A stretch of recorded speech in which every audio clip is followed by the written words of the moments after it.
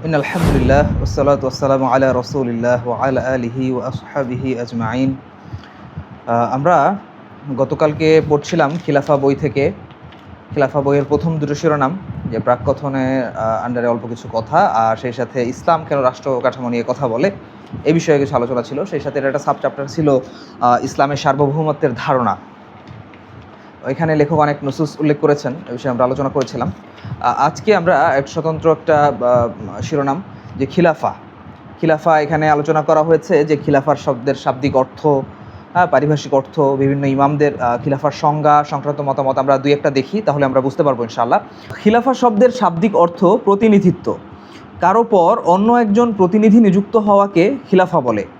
পারিভাষিক অর্থে খিলাফা হলো মুসলিমদের দ্বীনি ও দুনিয়াবি বিষয়াদি রক্ষণাবেক্ষণ করা, শরিয়া অনুসারে শাসন কার্য পরিচালনা করা।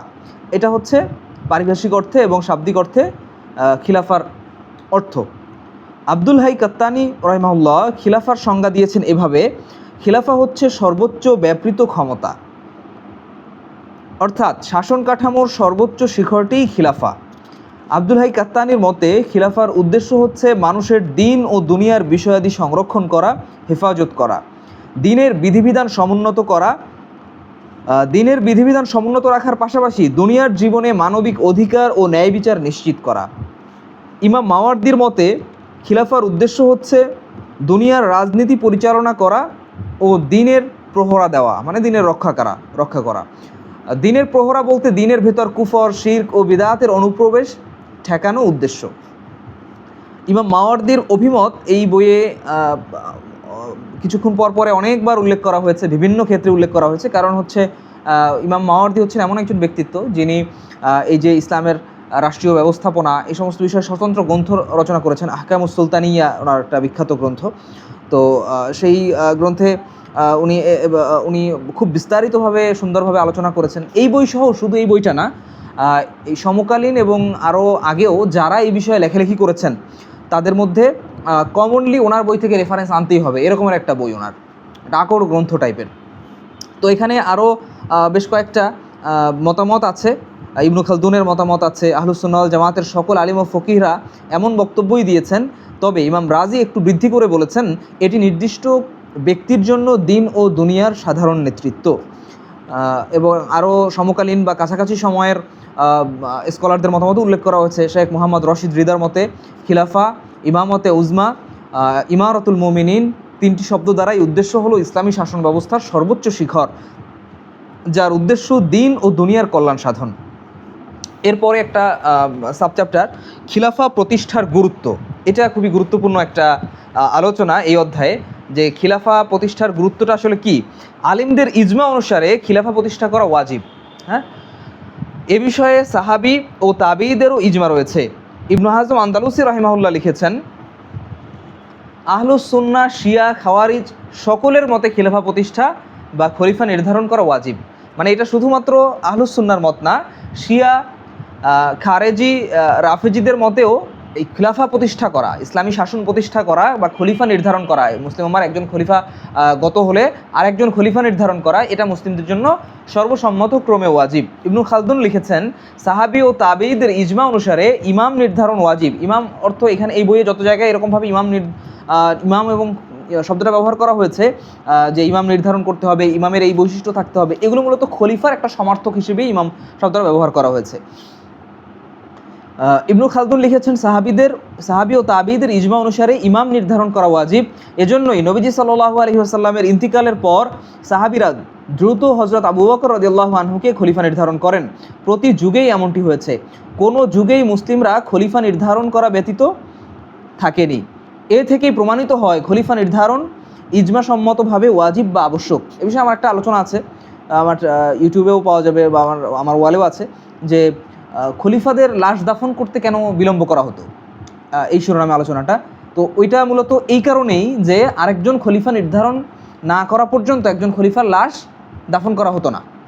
হ্যাঁ, তো এবং এটা যদি রাসূল সাল্লাল্লাহু আলাইহি ওয়াসাল্লামের তার দেহ মোবারক দাফন করতে বিলম্ব করার অনেকগুলো কারণের মাঝে একটা উল্লেখযোগ্য কারণ হচ্ছিল যে তখনও মুসলিমদের নেতা বা খলিফা নির্ধারণ করা হয়নি। তো এটা নির্ধারণ করতে দেরি হচ্ছিল, এটাও একটা অনেকগুলো কারণের মধ্যে একটা কারণ, আরও বিভিন্ন কারণ ছিল। তো পরবর্তী যুগে আমরা এই প্র্যাকটিসটা দেখতে পাই। বিশেষ করে ওই যে একজন ভাই প্রশ্ন করেছিলেন যে উসমানী সুলতানদের ক্ষেত্রে এই জিনিসটা তিনি দেখেছেন, হ্যাঁ, সিরিজ দেখে এই জিনিসটা জেনেছেন। তো আমরা তাকে বিস্তারিত বলেছিলাম যে কিভাবে এবং কেন এই বিলম্বটা করা হতো। তো এটা আসলে এতটা গুরুত্বপূর্ণ যে একজন খলিফার লাশ দাফন করতে বিলম্ব করা হচ্ছে কেন, আর একজন খলিফা নির্ধারণ করা হয়নি এখনও, এই জন্য। তো খলিফার রাজ্যাভিষেক হতো, তিনি সিংহাসনে বসতেন, বায়াত নিতেন, এরপরে কি হতো, আরেকজনকে মানে এরপরে যে আগের যে জন ছিল তাকে দাফন করা হতো। তো এটা খলিফা নির্ধারণ যে আবশ্যকতা কোরআনের একটি আয়াত থেকেও বুঝে আসে, যেখানে আল্লাহ তাআলা সূরা নিসার 59 নম্বর আয়াতে বলেছেন, ইয়া আইয়ুহাল্লাযীনা আমানু আতিউল্লাহ ওয়া আতিউর রাসূল ওয়া উলিল আমরি মিনকুম, হে ঈমানদারগণ, তোমরা আল্লাহর আনুগত্য করো আর আনুগত্য করো রসুলের, তোমাদের মধ্য থেকে কর্তৃত্ব অধিকারীদের। মানে রসুলের পরেই বলা হয়েছে যে তোমাদের মধ্য থেকে কর্তৃত্বের অধিকারীদের। তার মানে এখানে কর্তৃত্বের অধিকারী যিনি হবেন, খলিফা বা মুসলিমদের আমির, তার আনুগত্য করতে হবে। তো আল্লাহর আনুগত্য, আল্লাহ রসুলের আনুগত্য, এরপরেই বলা হয়েছে সেই মুসলিম যে কর্তৃত্বের অধিকারী যিনি, তার আনুগত্য করতে বলা হয়েছে। তো যদি তাকে নির্ধারণই না করা হয় তাহলে আনুগত্য কিভাবে করবে? সুতরাং যেহেতু আনুগত্য করা মানে আল্লাহর নির্দেশ, সুতরাং ওইটাকে ওই পদে একজনকে বসানো বা নির্ধারণ করা, খলিফা বা ইমাম নির্ধারণ করাও আবশ্যক। এরপর ইমামদের বিভিন্ন মতামত এখানে উল্লেখ করা হয়েছে যে খিলাফার আবশ্যকতা না বুঝলে এর জরুরত বোঝা যাবে না। যদি এক বাক্যে কেউ খিলাফার আবশ্যকতা জানতে চায় তাহলে ইমাম নাসাফির কথাটি প্রণিধানযোগ্য। তিনি লিখেছেন, মুসলিমদের জন্য একজন ইমাম আবশ্যক যিনি শরিয়া প্রতিষ্ঠা করবেন, হদ অর্থাৎ আল্লাহর যে শাস্তির বিধান সম্বলিত যে সীমারেখাগুলো আছে আল্লাহর, সেই হুদুদ কার্যকর করবেন, সীমান্তকে নিরাপদ রাখবেন, সেনাবাহিনীকে সুসজ্জিত করবেন, জাকাত গ্রহণ করবেন, চোর ডাকাত ও অপরাধীদের দমন করবেন, জুমা ও ঈদের নামাজ কায়েম করবেন, মানুষের মধ্যকার ঝগড়া বিবাদ নিরসন করবেন, মানুষের অধিকারের পক্ষে সাক্ষ্য গ্রহণ করবেন, অভিভাবকহীন নারী পুরুষের বিয়ের ব্যবস্থা করবেন, গনিমত বন্টন করবেন। মানে এখানে উনি মোটা দাগে কিছু দায়িত্বের কথা উল্লেখ করেছেন যেগুলো একজন খলিফা বা রাষ্ট্রপ্রধান করবেন। কিন্তু এই শুধুমাত্র এগুলোই তো আসলে একজন রাষ্ট্রপ্রধানের দায়িত্ব না, রাষ্ট্রপ্রধানের তো আরও অনেক দায়িত্ব আছে। তো রাষ্ট্রপ্রধানের এই সমস্ত দায়িত্বের মধ্যে উল্লেখযোগ্য কয়েকটা দায়িত্ব উল্লেখ করে তিনি বুঝিয়েছেন যে এইগুলো যদি একজন যোগ্য শাসক, একজন ইমাম, একজন খলিফা না থাকেন তাহলে তো এগুলো বাস্তবায়ন করা সম্ভব হবে না। তো যার দরুন এটার আবশ্যকতা বোঝানোর জন্য তিনি এই কথা বলেছেন। একই ধরনের কথা বলেছেন শামসুদ্দিন রহমানী রাহিমাহুল্লাহ। এখানে আরও বেশ কিছু রেফারেন্স উল্লেখ করা হয়েছে বিভিন্ন ইমামদের বরাতে। এরপরে আরও কিছু সাবচ্যাপ্টার আছে যেখানে নবীজি কি তার পরবর্তী খলিফা নির্ধারণ করে গিয়েছিলেন। খিলাফার গুরুত্বের বিষয়টি আসলে একটি বড় প্রশ্ন সামনে এসে দাঁড়ায়। প্রশ্নটি হলো, নবীজি সাল্লাল্লাহু আলাইহি ওয়াসাল্লাম কি তার পরে কাউকে খলিফা নির্ধারণ করে গিয়েছেন? প্রশ্নটির জবাব না জানলে দেখা দেয় অনেক সংশয়। শরিয়াহ ও খিলাফার প্রয়োজনীয়তা অস্বীকারের প্রবণতাও মাথাচাড়া দেয় এখান থেকে। মানে একদল লোক যারা ইসলামের এই সামগ্রিকতাকে, ইসলামের এই পূর্ণাঙ্গতাকে, যে ইসলাম যে পূর্ণাঙ্গ জীবনবিধান, সমাজ, রাষ্ট্র, রাজনৈতিক সমস্ত ক্ষেত্রে যে ইসলামের একটা সুনির্দিষ্ট পথনির্দেশ আছে, হ্যাঁ, তো সেই পথনির্দেশটা অস্বীকার করার একটা প্রবণতা তৈরি হয় এই জায়গা থেকে যে রাসূল সাল্লাল্লাহু আলাইহি সাল্লাম নির্ধারণ করে গিয়েছিলেন কিনা। এ বিষয়ে 4টি মত আছে। নাম্বার 1, প্রথম মত হলো যে নবীজি কাউকে খলিফা নির্ধারণ করে যাননি। আহলুস সুন্নাহর জমহুর উলামায়ে কিরাম এই মত পোষণ করে থাকেন, এটি গ্রহণযোগ্য মত। এমনকি মুতাজিলা, খাওয়ারিজ এবং মুরজিয়ারাও এতে একমত। এই মতের পক্ষে দলিল আছে। উমর রাদিয়াল্লাহু তাআলা আনহুর ইন্তিকালের আগ মুহূর্তে যখন তাকে বলা হলো যে আপনার পর খলিফা কে হবে তা নির্ধারণ করে দিন, তখন তিনি বলেছিলেন, আমি যদি কাউকে নির্ধারণ করে যাই তাহলে সমস্যা নেই, কারণ এমনটা করেছিলেন আমার চেয়ে উত্তম ব্যক্তি হযরত আবু বকর। আর যদি আমি কাউকে নির্ধারণ না করে যাই তাহলেও কোনো সমস্যা নেই, কারণ আবু বকরের থেকে উত্তম, আমার থেকে উত্তম ব্যক্তি কে ছিলেন? রাসূল সাল্লাল্লাহু আলাইহি সাল্লাম। তিনি তো খলিফা নির্ধারণ করে যাননি, তো সুতরাং এটাতেও কোনো সমস্যা নেই। তো এই মতের পক্ষে আরও বেশ কিছু দলিল এখানে উল্লেখ করা হয়েছে। এরপরে আছে দ্বিতীয় মত, যে নবীজি হযরত আবু বকরকে নির্ধারণ করে গেছেন।